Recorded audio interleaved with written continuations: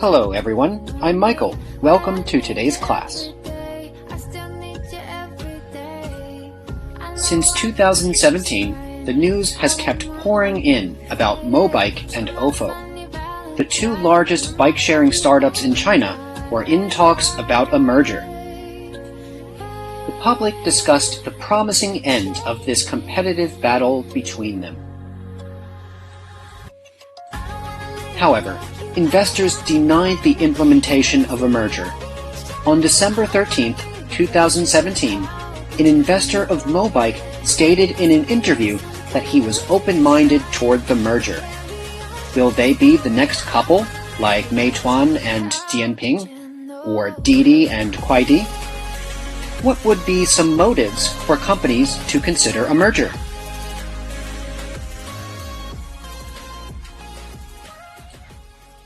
We are going to talk about three things in today's lesson. First, what are mergers and acquisitions? Second, how do mergers and acquisitions affect companies, employees, and customers? Third, case studies. Someone smiles and someone cries.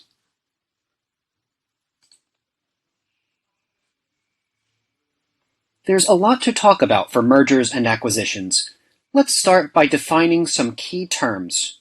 So, what does mergers and acquisitions, or M&A, mean? M&A refers to the joining of companies or assets. In all forms of M&A, two companies are involved.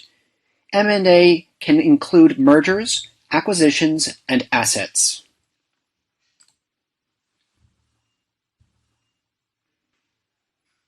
We'll talk about these three terms now. Let's first look at merger. A merger is when two existing companies unite into one new company. They unite on broadly equal terms. Companies that merge are about equal in size, customer base, market share, and so on.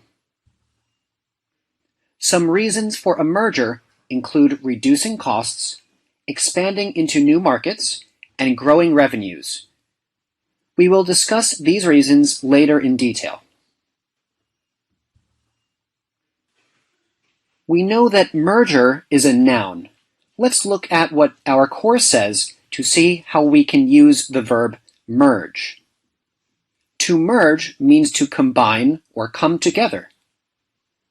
Those two companies used to be competitors, but now they have merged into one company. Let's now look at acquisition. An acquisition takes place when one company purchases another. Unlike a merger, a new company does not emerge. Instead, the assets of the acquired company become part of the acquiring company. Sometimes, acquisitions are called takeovers. This term is often used if the acquired company resists being bought.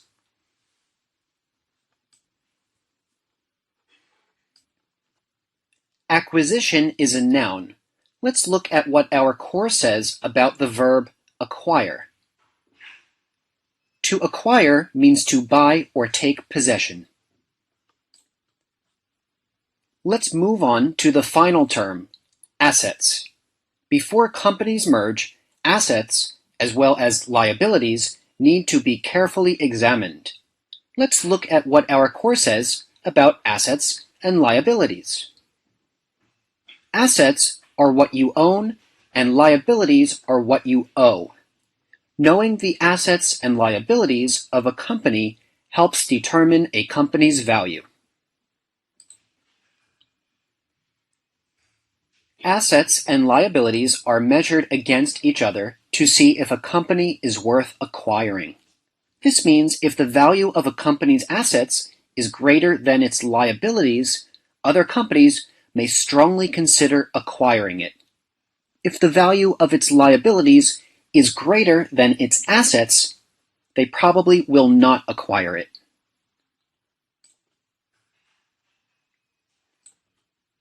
Now that we know what mergers and acquisitions are, let's talk about their purposes. One of the most common reasons for a merger is for internal growth. Let's look at what our course says about how a company can grow. Some big companies grow by acquiring other companies. A company may not grow fast enough through internal expansion. A merger can create balanced growth. Also, growth through merging is cheaper and less risky. Mergers can also increase market share without putting in the work themselves. It can be better to merge with a company in a new market rather than trying to start from scratch. Basically, companies can have a wider customer base overnight through merging. One such instance was when Japan's Takeda pharmaceutical company acquired Nycomed in Switzerland. This was done in order to speed market growth in Europe. Another reason for M&A is survival. Many companies merged during the global financial crisis from 2008 to 2012 in order to survive. Their companies were dying. If companies didn't do this, other companies may have put them out of business.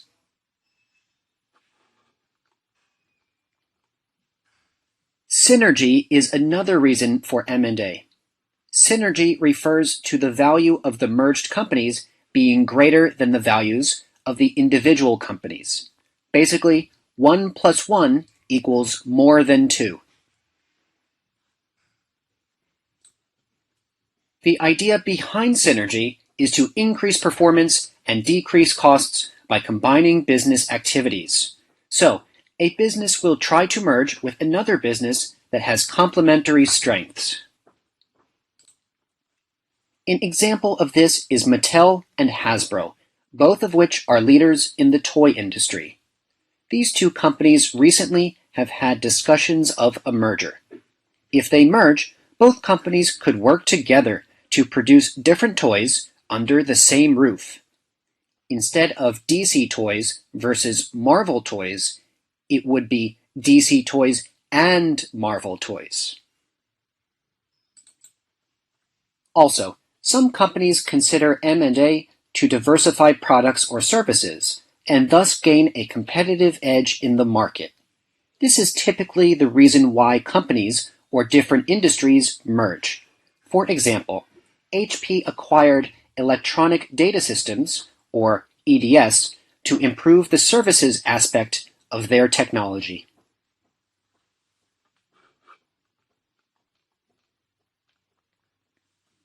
There are many reasons behind each M&A deal, but is everyone happy about the result?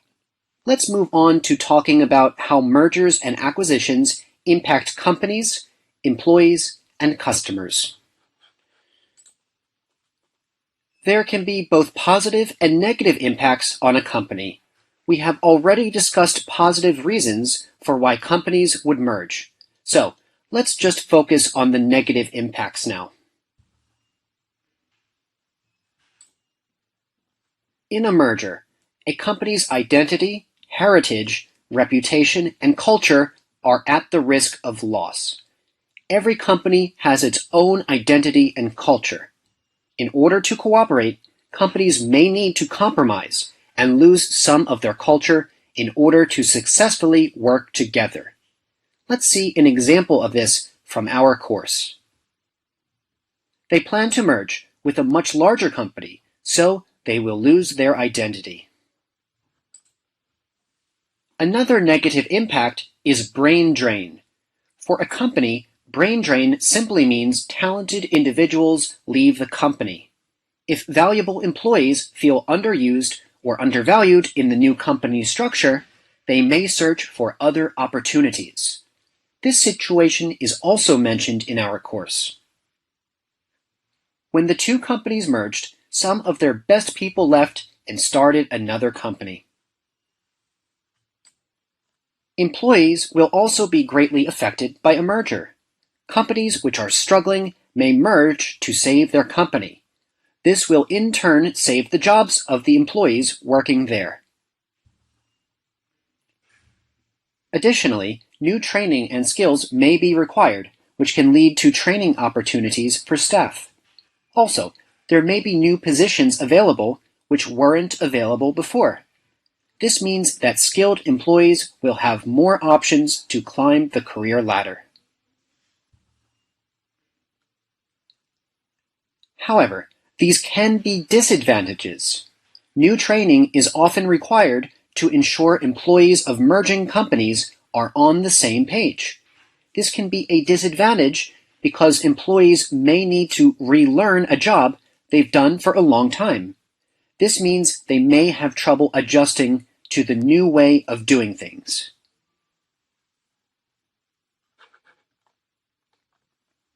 Furthermore, certain positions may no longer be needed, or they may have too many staff members in one department. This can lead to job cuts. Let's look at one example of this from our course. When the two companies merged, many people were laid off. Also, the fear of job cuts can lead to increased stress among staff.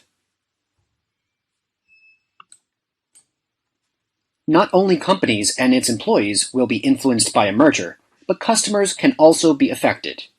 A merger can affect the customers in several ways, including price, quality, and overall satisfaction. Prices may benefit or hurt the customer. A merger can mean there are fewer competitors in the market. This, in turn, means a company could potentially charge more for their product. Alternatively, it could bring more savings to the customer if previous costs are reduced because of the merger. For quality, a merged company possibly can deliver better products or services. Also, there may be more options than there were previously. Services may become more efficient, so products and services may be delivered quicker than before. But overall customer satisfaction may vary. Sometimes, a newly merged company may experience problems with customer service. This is because many customer service representatives are often laid off. Fewer customer service representatives make it harder for customers to get answers to questions. Moreover, not all staff may be experts on the new procedures and services, since it is new to them. So, it will be more difficult for them to help customers. But customer service may be enhanced, since a merger sometimes increases, rather than decreases, the number of reps. This means customers could be helped more easily. So now we know how M&A affects different groups of people. Let's go into examples of successful and unsuccessful mergers and acquisitions. To help you better understand this, we will take a look at specific cases of successful and unsuccessful mergers. Let's first look at successful mergers. There are many successful mergers and acquisitions, such as Google and YouTube, Geely and Volvo, and Haier and General Electric. Today, we will take a closer look at the successful merger of the Walt Disney Company and Pixar. Let's give some background on Disney and Pixar. The Walt Disney Company is an American mass media and entertainment group. It was founded in 1923 and began making films in 1930. It has made world-famous cartoons and films, including Mickey Mouse, Beauty and the Beast, and Aladdin. Disney is one of the largest media and entertainment corporations in the world. It owns 11 theme parks and several television networks. Pixar is an American computer animation film studio. It began in 1979 as part of the Lucasfilm computer division. In 1986, it became a corporation thanks to funding from Steve Jobs of Apple. It has produced a total of 19 feature films, including Toy Story and Coco. In 2006, Disney and Pixar merged. Disney acquired $7.4 billion worth of shares in Pixar and made it their subsidiary. Since then, it has been considered to be one of the most successful mergers ever. So, why did the two corporations decide to merge? First, Disney had released all of Pixar's movies before. It was proven already that working with Disney had led to past success. So, Disney and Pixar signed a contract to merge so they could have free and easy collaboration. What is a contract? A contract is a written document that defines the rules in a relationship.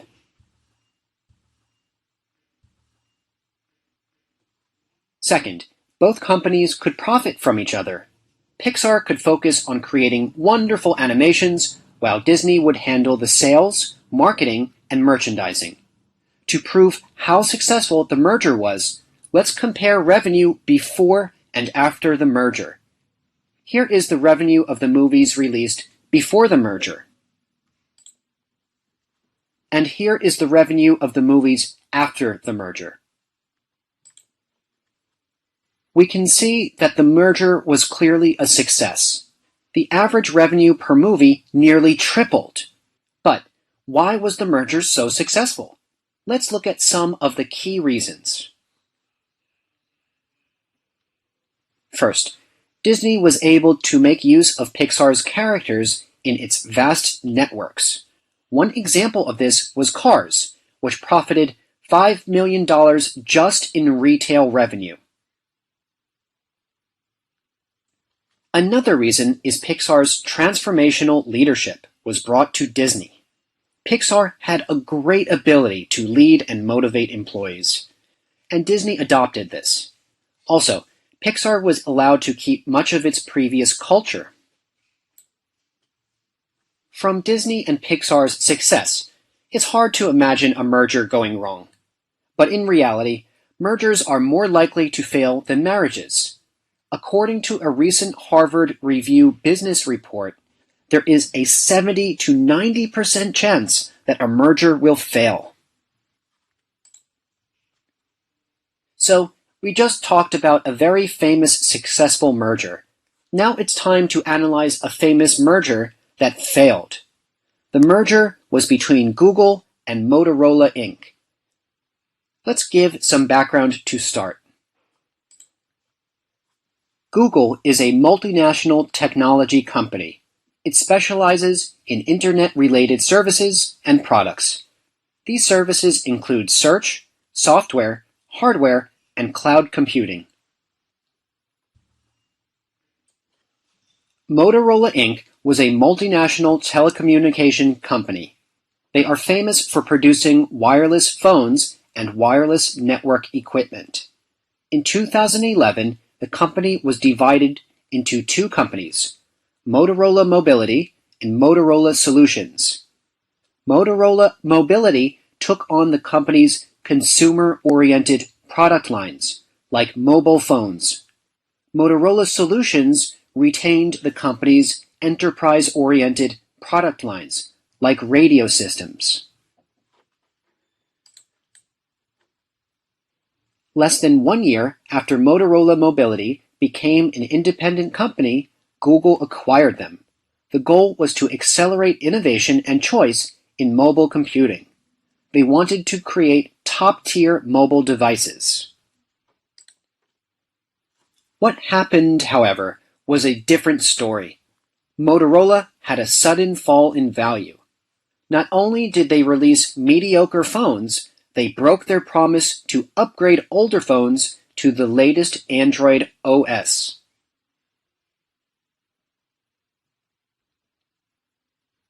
Motorola originally mentioned they would upgrade the operating system of a number of phones for 18 months after they were released. This greatly increased sales. But this promise was broken.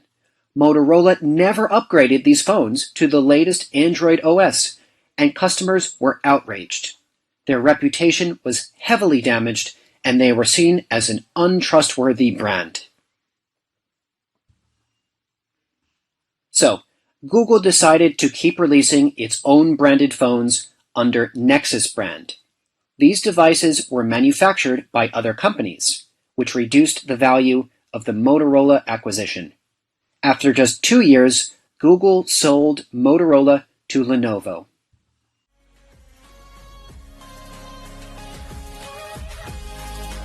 Well, that's all for mergers and acquisitions. Let's quickly review what we've discussed. First, we talked about mergers and acquisitions and their purposes. Second, we discussed how mergers and acquisitions affect companies, employees, and customers.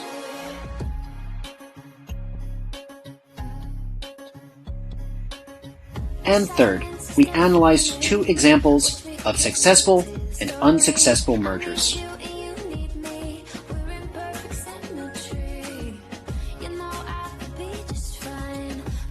I hope now you have a better understanding of mergers and acquisitions. So, based on what you have learned today, do you think Mobike and Ofo should merge? What would the benefits be? Would the merger last? It's not easy to predict if a merger will be successful or not. If it was, every merger would be successful. But we do know how much mergers and acquisitions change the world economy.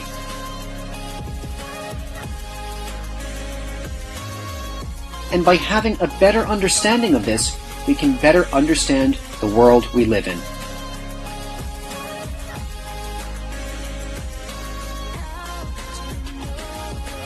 Thanks for coming to class, everyone.